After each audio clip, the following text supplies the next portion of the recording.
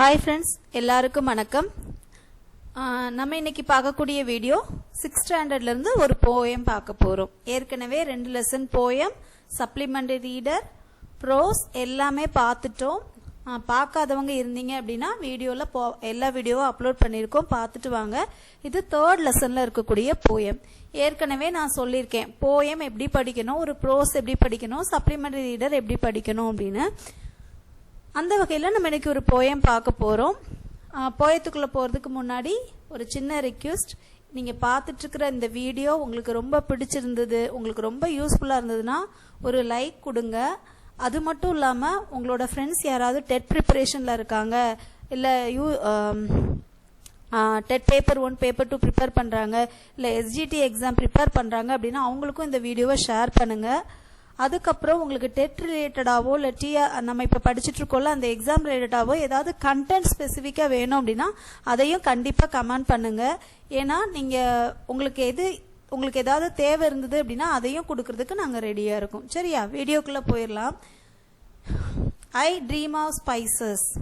I dream of spices இந்த போமை எழுதினவங்க யாரு அப்படின்னு பார்த்தீங்கன்னா ராஜ் ஆறுமுகம் அவங்க தான் எழுதியிருப்பாங்க. A Dream of Spices. I Dream of Spices poem was written by S. Raj Arumugam. Raj Arumugam தான் எழுதியிருப்பாங்க.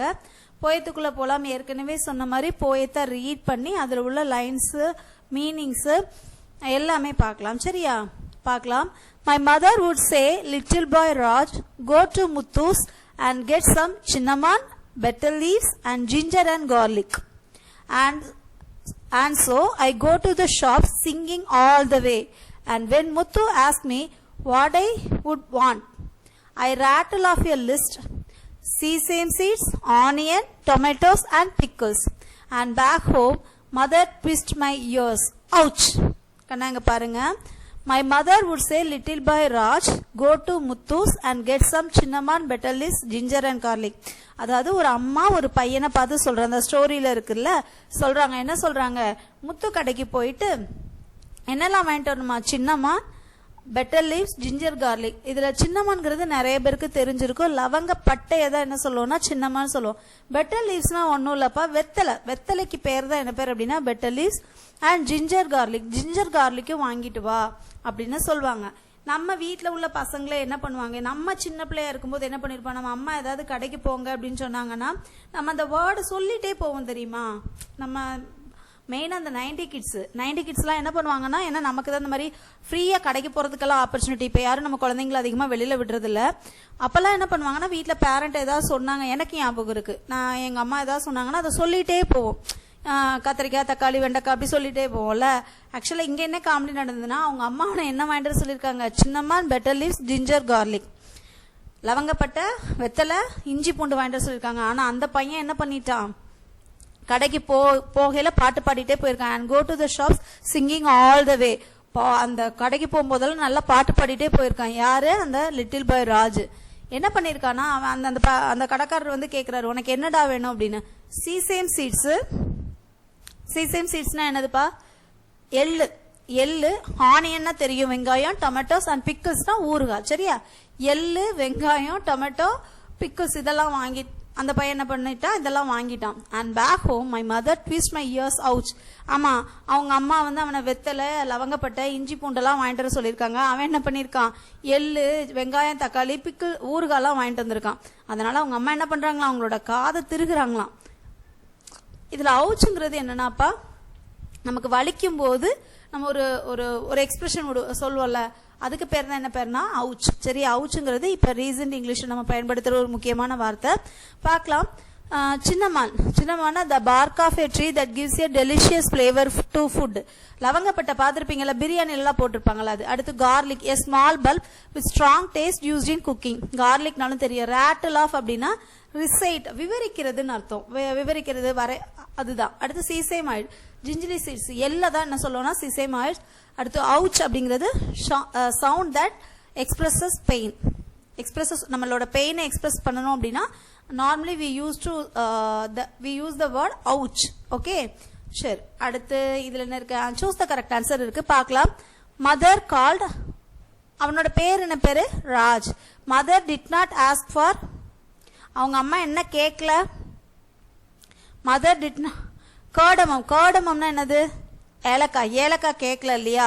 சின்னமான் கேட்டிருந்தாங்க, லவங்கப்பட்டை கேட்டிருந்தாங்க, வெத்தலை கேட்டிருந்தாங்க. எது கேட்கல? கார்டமம்ங்கிறது ஏலக்காய். சரியா? Raj did not buy. அவன் என்ன வாங்கிட்டு வரல?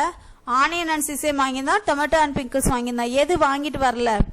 ஜிஞ்சர் அண்ட் கார்லிக் வாங்கிட்டு வந்திருந்தான். சரியா? ஜிஞ்சர் அண்ட் கார்லிக் வாங்கிட்டு வரல. சாரி, ஜிஞ்சர் அண்ட் கார்லிக் வாங்கிட்டு வரல.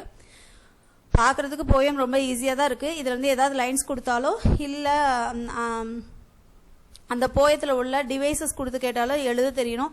ஏற்கனவே நான் சொல்லியிருந்தேன் போயட்டிக் டிவைசஸ் ரொம்ப இம்பார்ட்டன்ட் அப்படின்னு. அது பர்டிகுலர் போயம் வரும்போது நான் உங்களுக்கு சொல்லியிருந்தேன்னா சொன்னேன். சரியா? இப்போ பாருங்க தங்கம், இங்க பாருங்க, alliteration.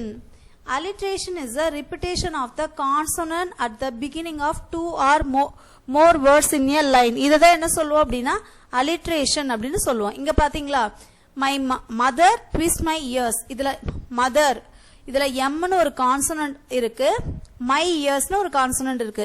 அதாவது ஒரே லைன்ல 2 அல்லது 3 கான்சனன்ட் சவுண்ட் வர்றது தான் நம்ம என்ன சொல்லுவோம் அப்படின்னா alliteration சொல்லுவோம். alliteration ஒன்னும் இல்ல, alliteration is a repetition of the consonant at the beginning of 2 or more words in a line. அதாவது அந்த beginning of the wordலயும் இருக்கும், அதுக்கப்புறம் வர்ற 2 இல்ல 3 வேர்ட்ல இருக்கும். அதுதான் நம்ம என்ன சொல்லுவோம்னா alliteration. அங்க பாருங்க ராஜா, பொயட்டிக் டிவைஸ் வந்து ரொம்ப ரொம்ப முக்கியம்.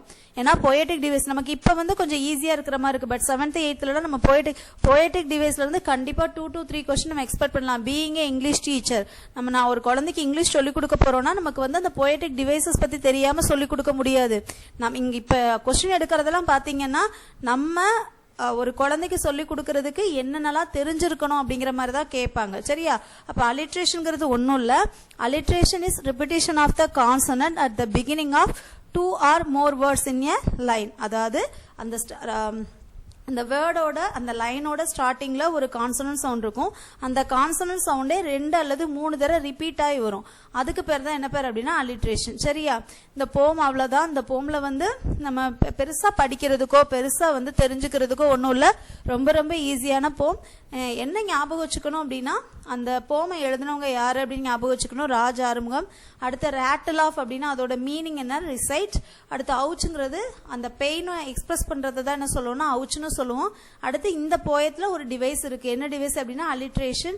alliterationங்கிறது என்னது? அதாவது அந்த போயத்துல ஸ்டார்டிங்ல இருக்கிற வேர்டு, ஸ்டார்டிங்ல இருக்கக்கூடிய கான்சனன்ட் சவுண்ட் அடுத்து வரக்கூடிய 2 அல்லது 3 வேர்ட்ல சேம் சவுண்டா வரும். அதை தான் என்ன சொல்லுவோம் அப்படின்னா alliteration சொல்லுவோம். சரியா?